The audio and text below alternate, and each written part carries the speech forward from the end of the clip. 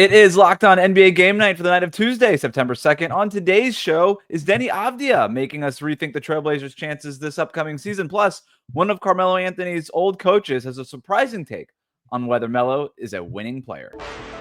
When that final buzzer rings, you know it's time for Locked On NBA Game Night. All the post-game reactions to every game across the league, every single night, with insights only the hosts at Locked On can provide. It's the true NBA fans' one stop for all the action. Every game, every night. It's Locked On NBA Game Night. Tipping off now. All right, welcome to an off-season edition of Locked On NBA Game Night. However you might be tuning in on YouTube or on your favorite podcast app, thanks for making Locked On NBA your first listen every day. I'm Wes Goldberg here with Tony East. Tony, who's your dark horse MVP candidate for this coming season? Well, if they don't get hurt, unfortunately for the rest of the dark horses, Shea and Jokic are going to be trading close for the MVP title this year. But if the Bucks can really sneak in there, man, with the Eastern Conference not being that good, I think Giannis is going to get some attention. But the Bucks have to be good. If he is really good and they win 45 games, he has no chance. 50 games? Yes, that's like as long as they're in the conversation for a top seed, or if they're hosting a series, he'll certainly get into the mix. And he's proven he can still play at that level. His just team success hasn't been there. I have one more thing on the dark horse MVP odds that we'll get to here in a second. But overall, great show for you today. We're going to decide whether the Magic or the Hawks are the better positioned team to make a run in the East and discuss a big injury that could impact Eurobasket. But let's start by talking about one Deni Avdija. That's right. We're at the part of the NBA calendar where we are leading the Locked On NBA show with Deni Avdija. But to his credit, this dude is hooping right now for Israel in Eurobasket. He had 22 points on 53% shooting and 4 assists in their win over Belgium on Tuesday as Israel clinched a spot in the 16-team knockout stage. This was after he scored 23 points when Israel stunned France in their win on Sunday. Tony, he's been one of the standout performers of Eurobasket. What have you made out of Deni Avdija in this tournament so far? 22 through 4 games, 22 points, 7.3 boards, 3.3 assists, 2 steals. Like, he is doing everything for these guys. And I don't know if they're like tournament favorites, but they're legitimately challenging to beat right now because he's that good as a primary guy. He sort of had this slow NBA ascent where like he got paid before he got really good and then got traded before he could really take off with his first team. And so his perception isn't like extremely high, but he was very good for Portland last year at times. Like, he was averaging insane stats in the month of March, and March can be goofy, but his stats were so good that it kind of ascended beyond March. Like, he can play, man. If he can guard and do all this stuff next year, I know you and I, when we did our overrated offseason show, I said Portland, but one way to mask any silly moves is one of your young guys you traded 2 firsts for becomes awesome. And he was starting to become awesome last year. He's continuing that to Eurobasket. You can make the argument that Deni is Portland's best player. He certainly is Israel's best player.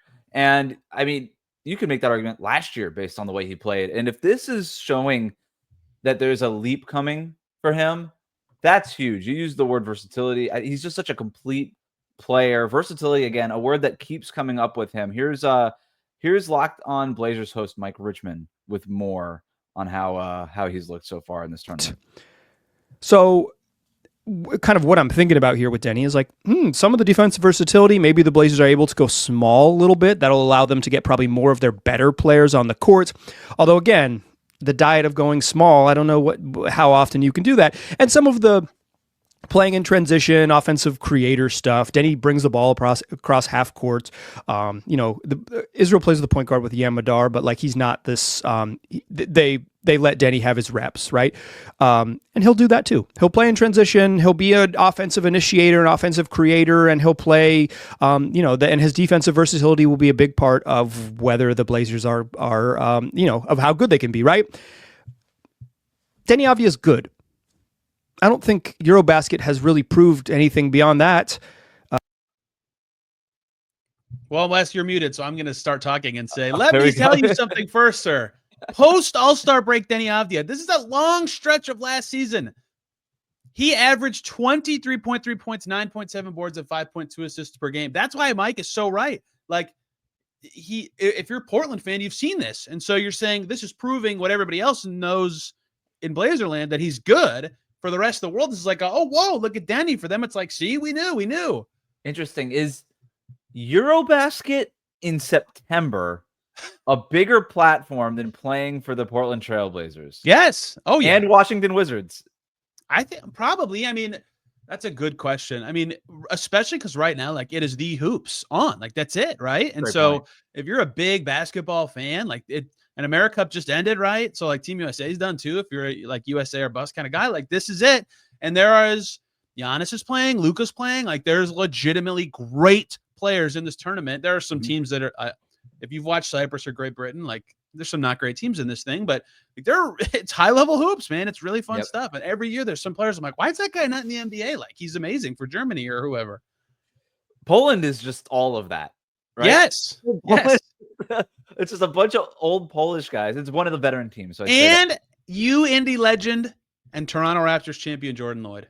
I'm glad you mentioned him. It deserved a shout out. It's one of those shows. But Israel is leading their group right now. Group D, like I said, they've clinched a spot in the knockout stage in a group that includes Poland, includes France, that is flush with NBA talent. Not Victor Wembanyama, no Rudy Gobert, but still plenty.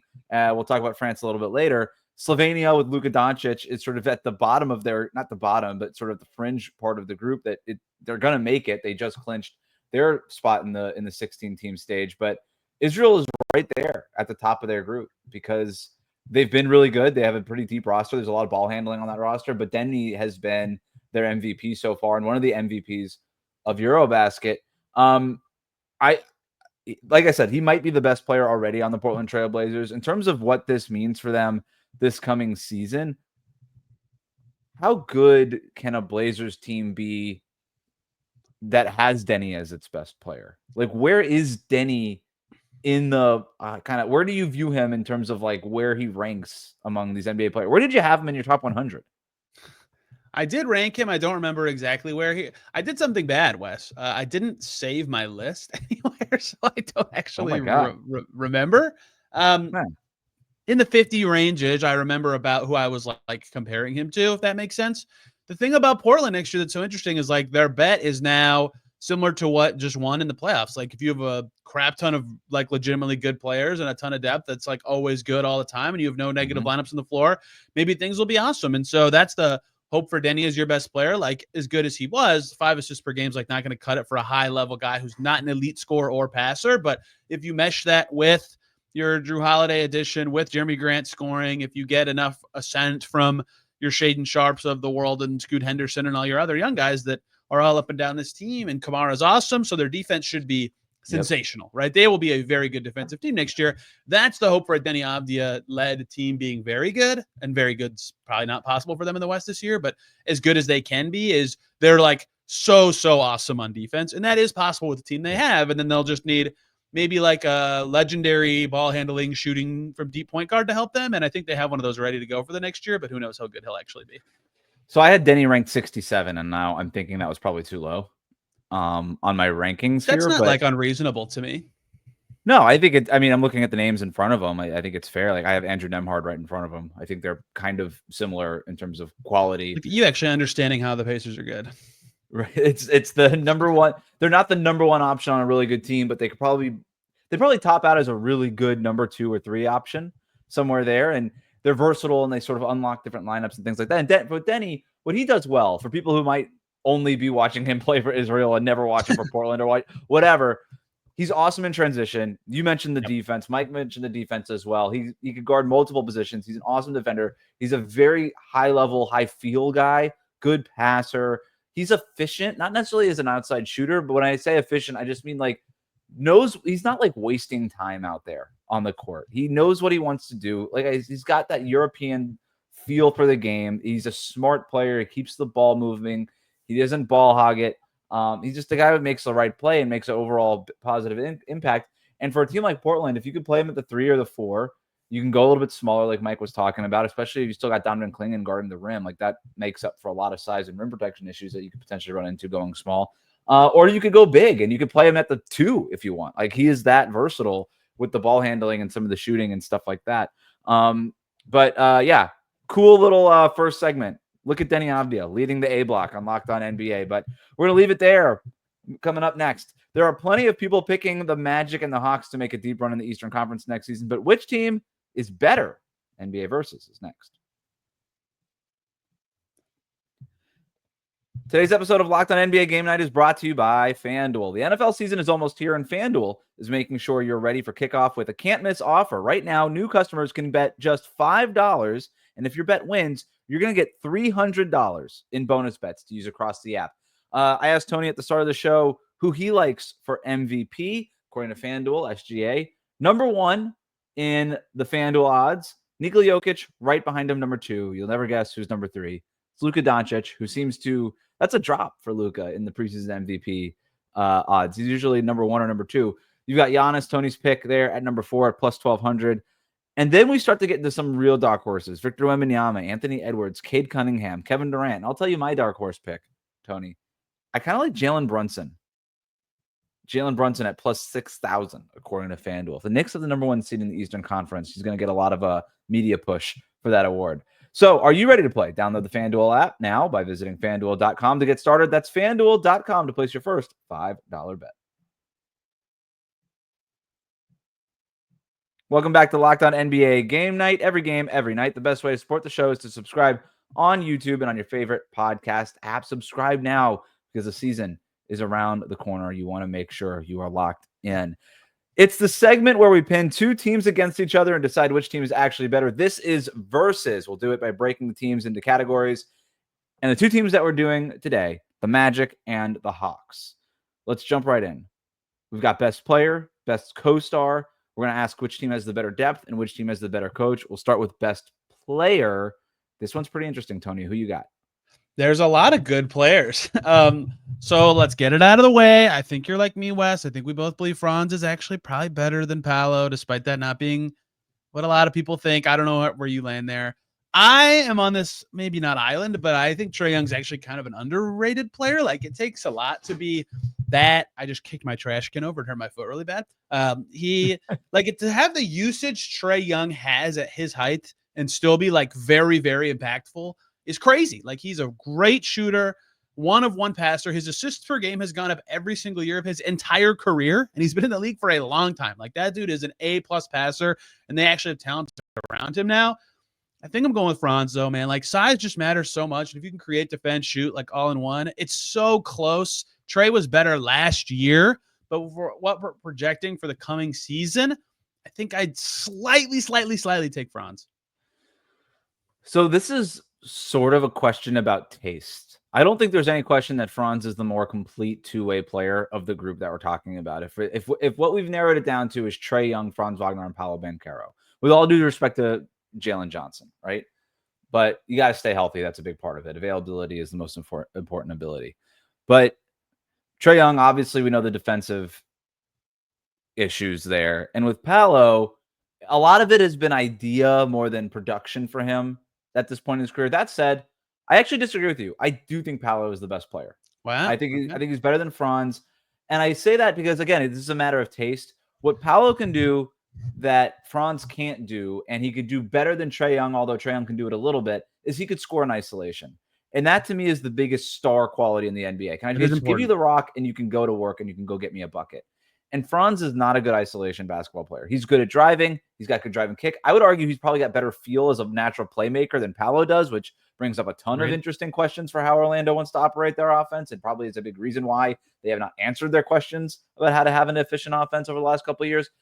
But Franz also has some issues in terms of three-point shooting. Not to say that Paolo does not, but to me, I look at Paolo and I see a guy who has all NBA potential. Like, this is a guy who could legitimately be first or second team all NBA. Like, that's the kind of ceiling that Paolo has. Whereas Franz, I'm not saying he can never get to that point. I just trust it with Paolo a little bit more, but maybe I'm just too bogged down in sort of the isolation playoff kind of skill set here that Paolo has. That said, you went Magic and I went Magic. You just said, so you went Franz and I went Paolo. And I think for me, at least, I would have Paolo, then Trae Young, and then Franz. That's how I would rank those three. I just want Paolo to connect that ISO stuff with like the rest of what the Magic are doing, because that's why I think, I think that Paolo can be more talented player. And I think if people who love like skill, who's the more skilled player? Like, they'd all say Paolo's better. But like every on-off stat is like, the Magic are better with Franz on the floor than Paolo by like a lot. He looked incredible in that little stretch where Paolo went down with the oblique injury. Franz looked like a legit All NBA guy during that, and then he went down a little. And big I injury mostly think that's because Paolo's elite ISO stuff that he can have because he's so huge. And I love Paolo. I had him number 1 in that draft. Is that Franz doesn't bog down those possessions and they keep it moving. And so while Paolo's good, he's like a middle of the road efficiency guy. So those possessions actually aren't always better than what the Magic are doing. Now they suck at shooting. If they're an awesome offensive team this year, they'll probably want to go to those even less. But that's where I think that if he just gets a little bit more zip and decision-making speed combined with what he already has, he'll look a lot better.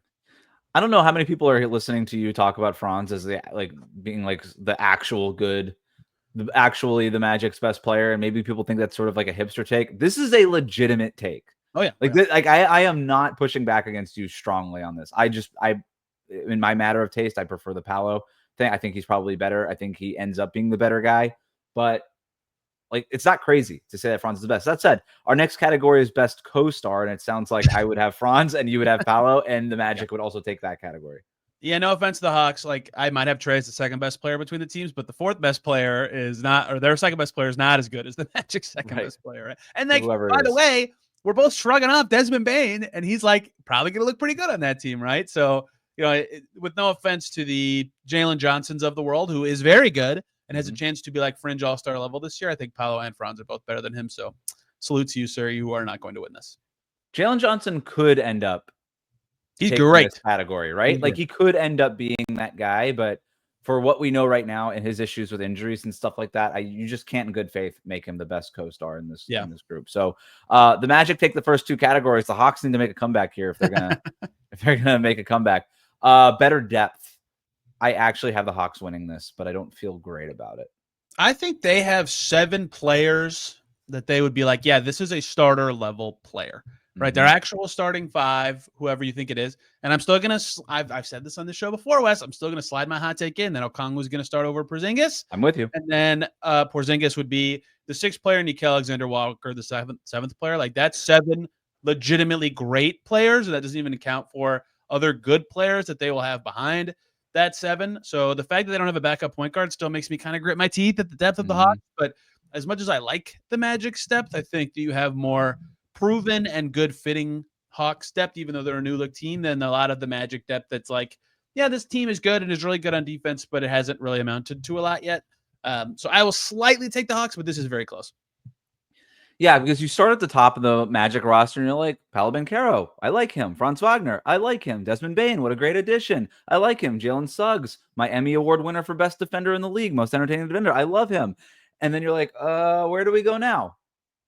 You know, it's like a Jonathan Isaac here, a little Goga Batadze there, a little Mo Wagner here. I like Anthony Black. I like all these players, but they don't really stack up to some of those legit 2-way kind of rotation guys with Atlanta. And by the way, Atlanta has the number 1 pick in the draft last year coming back, Zachary Rizachet, who looks pretty good with France, and I think actually ended his season really strongly. And we in a way that we don't really talk about him enough as the guy who's just picked number 1 over in a weak draft, but still the number 1 overall pick about just a year ago. So I go Atlanta here with better depth. I agree with you with Kristaps Porzingis. I think he this comes off though, the bench, but yeah, that there's a route with Anthony Black, Tristan Da Silva, Jet Howard, and Jet Howard's been just like straight up bad in the NBA. But like for one of them to really finally pop as a young guy this year, and then it's like, oh wow, the Magic are like really deep too. So yeah, I think it's Anthony Black. Could swing quickly. And did we even mention Dyson Daniels? I don't even know if we talked about him. He's one of the 7 starters I would have in the Hawks camp. Rizachet also would be in that group. But they did you see Porzingis hit 2 logo threes yesterday? Yeah, if he's back, that I mean, I look stupid for not saying he should start because like he's got a case for their second most important player if he's healthy. That's a great point. I still think Okongwu starts because you can just trust him to be available night to night, and they probably end up doing the maintenance thing with Porzingis, but we'll see. So Hawks 1, Magic 2, final category here. Better coach. Can the Hawks complete the comeback, Tony? Can I shrug? I don't even mean that to say I don't think either of these coaches are good. I actually like both of them. It takes a lot to set an identity for a team. The Magic were wandering with none, and then all of a sudden they have Jamal Mosley. It's like, oh, wow, they're like amazing on defense. Not like good, like very, very, very good.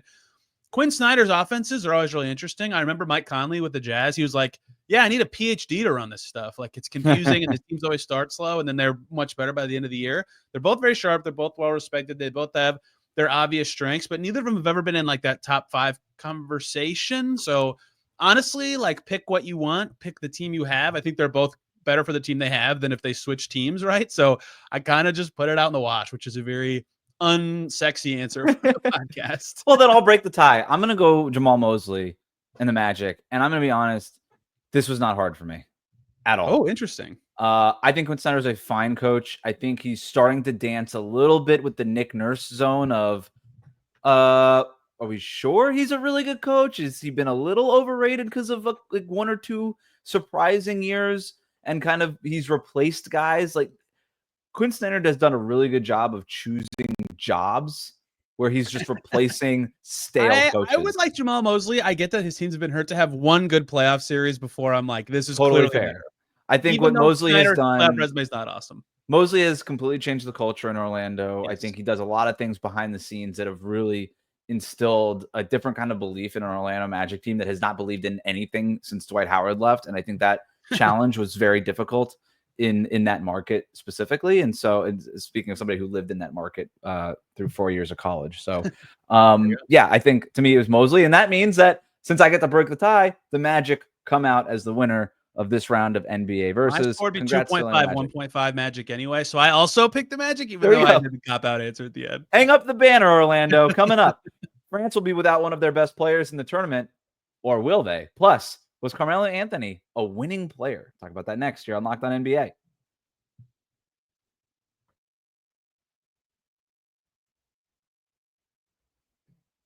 All right, thanks for tuning in to Locked On NBA. Make sure you hit that subscribe button if you like what you hear. Buy or sell, as we do, wrapping up Tuesday night episodes. First one, it was announced that Alex Sarr is out for the remainder of the tournament with a calf injury for France.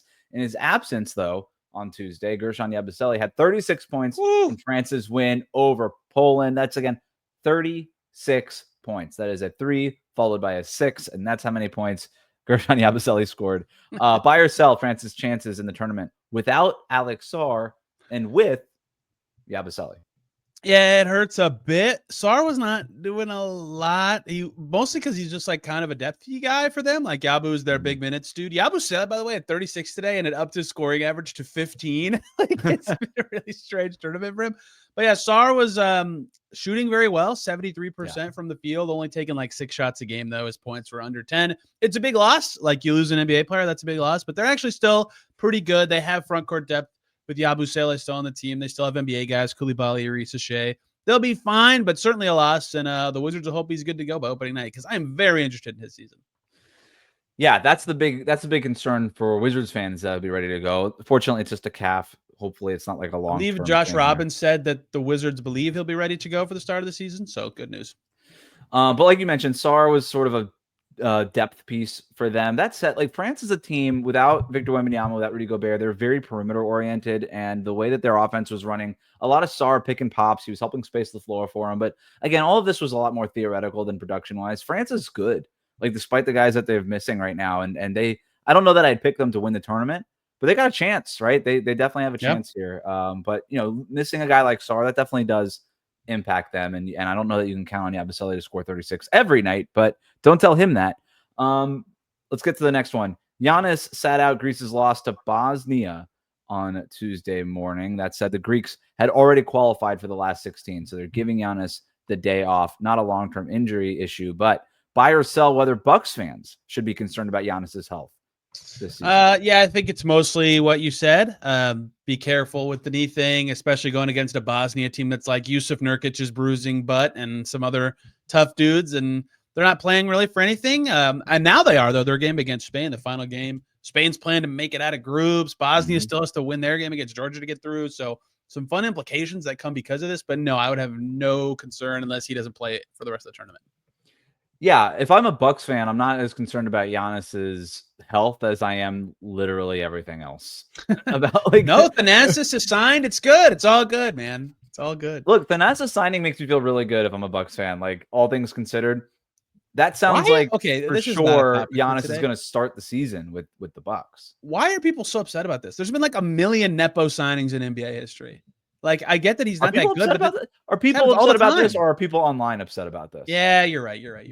It's just like Thanasis was kind of the guy that some people that were like, oh, why do you have such a problem with Bronny James signing with the Lakers? Look what Milwaukee is doing, keeping Thanasis in the league. And I'm like, can we just not with any of this? Like, it just, whatever. Who cares? Like, it's not to be this guy, but like, this is capitalism. This is how it works. You want to keep LeBron James or Giannis in your market, you sign their sons or brothers and just make them happy. This is how it works. Yeah, exactly. If it makes the star player either happy or try like 2% harder, great. That's worth a lot of money.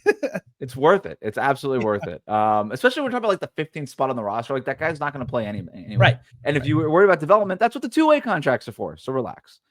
Last one here. Jim Boeheim talked about Carmelo Anthony recently, telling Sportskeeda as, quote, "The thing I think about the NBA is that he, Carmelo, made every team that he was on better than they were. Whether it was Denver or the Knicks, he made them better. That's all you can do sometimes as players. You can't make a team a championship team by yourself." End quote. Tony, buy or sell any of that? Okay, Melo reached a level of scoring and gravity that, like, yes, he made his teams better.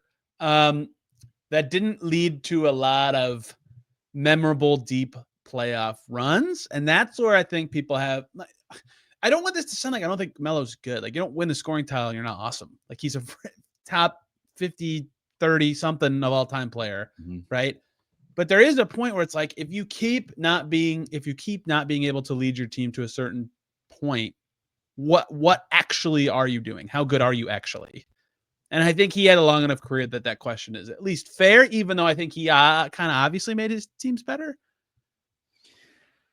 So he scored at least 20 points per game every year from when he entered the league at 19 years old to his age 32 season.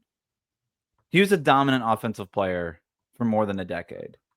And I do think we're almost at this point now where we're underrating Carmelo Anthony because he was so good and gifted and pure. Yeah, he was that good as a scorer. Yeah. He was so freaking good. And the unfortunate part for Melo is that he was always compared to LeBron. And where I would sell Jim Boeheim is that when he says you can't make a team a championship team by yourself, watch LeBron James from 2000. Like that first Cavs team that he brought before the Big Three, that was a championship. That was a finals team by himself. Now, he might also be the greatest player to ever do it. And Carmelo, by being in the same draft class, is just sort of always compared to him. And he's also compared to D. Wade and to Chris Bosh and other guys who won championships and made these deep runs. I would argue Carmelo Anthony never had a great second star player while he was still at his prime. That he made stops like late in his career, but I don't count that. But like, Amari Stoudemire with that run in New York when he first got there, that was a really good team. And then Stoudemire got hurt. And that really set them back for a while. I don't know who's like the second best player Carmelo Anthony ever played with. And you compare that to guys that LeBron and D Wade and these other guys played with. And it's just a little bit different. I wonder if Carmelo had done a couple of things differently earlier in his career in terms of the decision-making, forcing the trade out of Denver to get to New York as opposed to making a free agency type of decision. I just wonder if we would remember him differently. So also a couple things also is that the last couple of years of the Knicks, when he was there, they were like terrible, so bad, right? And the other thing, and I got to put my hand up, I forgot that he did make a conference finals, which I got to give him credit for that. They lost to the Kobe Lakers. Yeah, but it also means it wasn't that memorable. So I don't know. It's like, is that fair to say? Probably not, right? But they did do it in 2009. I forgot about that. They actually won 2 games in that series. So he did lead one deeper run than I gave him credit for. But again, only once, and he had some bad seasons. And then he was just like journeymaning around Russ and LeBron and all those guys at the end. So I wonder if he would have just stayed in Denver. I agree with you, though, that he is underrated. Yeah. If he just stays in Denver instead of going to the Knicks, he probably makes the finals. Because there was a little bit of there was some dead air there in the Western Conference a little bit right after that, where maybe they could have made that run. That was a good team. That was a pretty good team that he was there. I don't know. Him and Chauncey Billups were on the same team. That was weird. Carmelo Anthony's Allen Iverson was on that team, right? Yep. Good times. Very strange. Very strange. All right. Shout out to Carmelo Anthony. Shout out to Deni Avdija. Just a bunch of names. On today's Locked On NBA, Tony. Good for us. That wraps up Locked On NBA Game Night. Make sure you're subscribed on YouTube and wherever you get your podcasts. For Tony East, I'm Wes Goldberg. This has been Game Night. Thanks for hanging out with us.